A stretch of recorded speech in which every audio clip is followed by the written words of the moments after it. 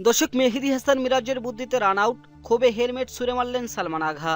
বিস্তারিত জানতে ভিডিওটি সম্পূর্ণ দেখার অনুরোধ রইল। দর্শক, ম্যাচ সাদাকাতে দুর্দান্ত সূচনার পরও দ্রুত 3 উইকেট হারিয়ে খানিকটা ছন্দপতন ঘটেছিল পাকিস্তানের।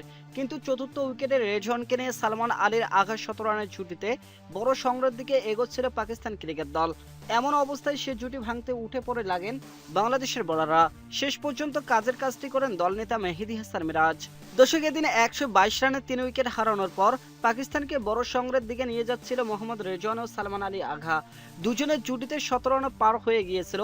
পাকিস্তানও দেখছিল বড় সংগ্রহের স্বপ্ন। তবে সালমানের অদ্ভুত রান আউটে আচমকাই ভেঙে পড়ল বোলিং লাইন আপ। অদ্ভুত রান আউটে শুধু দলকেই বিপদে ফেলেননি সালমান, নিজেও পড়েছেন শাস্তির সংখ্যায়। দর্শক, ইনিংসের 39তম ওভারে তৃতীয় বলের ঘটনা। বোলার মেহেদী হাসান মিরাজকে ফিলিক করার চেষ্টা করেন পাকিস্তানি ব্যাটার মোহাম্মদ রেজওয়ান, তবে সেটা সোজা চলে যায় নন স্ট্রাইকের দিকে। পা দিয়ে ফিরতি বল থামান মেহেদী হাসান মিরাজ, তবে ক্রিজের বাইরে থাকা অবস্থায় সেটি হাত দিয়ে তুলতে চান নন স্ট্রাইক ব্যাটার সালমান। এতে দুজনের মৃদু সংঘর্ষ হয়। সালমানের আগেই বল ধরে উইকেট ভেঙে দেন মেহেদী হাসান মিরাজ, তখনও ক্রিজের বাইরে সালমান। এরপর প্রথমে মেহেদী হাসান মিরাজের সঙ্গে হালকা কথা কাটাকাটি হয় সালমানের। রান আউট দেখার জন্য আম্পায়ার তৃতীয় আম্পায়ারের শরণাপন্ন হলে সালমানের হেলমেট গ্লাভস মাটিতে ছুঁড়ে মারেন। এরপর তৃতীয় আম্পায়ার আউট দিলে আরো খেপে যান সালমান। রীতিমতো বাংলাদেশি ফিল্ডারদের গালাগাল করতে করতে মাঠ ছাড়েন তিনি। এ সময় লিটন কুমার দাস ও মেহেদী হাসান মিরাজ এগিয়ে গেলে সাময়িক উত্তেজনা তৈরি হয়। দর্শক, নাজমুল হোসেন শান্ত ও বাকিরা মিলে পরিস্থিতি ঠান্ডা করেন। মোহাম্মদ রেজওয়ান ও মেহেদী হাসান মিরাজকে শান্ত করার চেষ্টা করেন।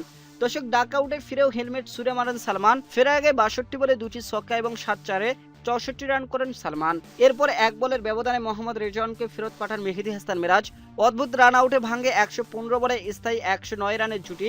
আম্পায়ারের সিদ্ধান্তে অসন্তোষ, প্রতিপক্ষ ফিল্ডারদের গালাগালি, মাঠের ভিতরে বাইরে গ্লাভস ও হেলমেট ছুঁড়ে মারা। প্রত্যেক বিষয়ে ম্যাচ শেষে শুনানির মুখোমুখি হবেন সালমান। আগে থেকে দোষ স্বীকার করলে আনুষ্ঠানিক শুনানির প্রয়োজন নাও হতে পারে, তবে শুনানি না হলে আর্থিক জরিমানা অনেকটাই নিশ্চিত পাকিস্তানি এই ব্যাটারের। আর দোষ স্বীকার না করলে আরো বড় শাস্তির মুখে পড়তে পারেন তিনি। নামের পাশে যোগ হতে পারে ডিমেরিট পয়েন্টও। তো দর্শক, সালমান আগার এমন ব্যবহার আপনারা কিভাবে দেখছেন জানাতে পারেন আমাদের ভিডিওর কমেন্ট বক্সে। ধন্যবাদ।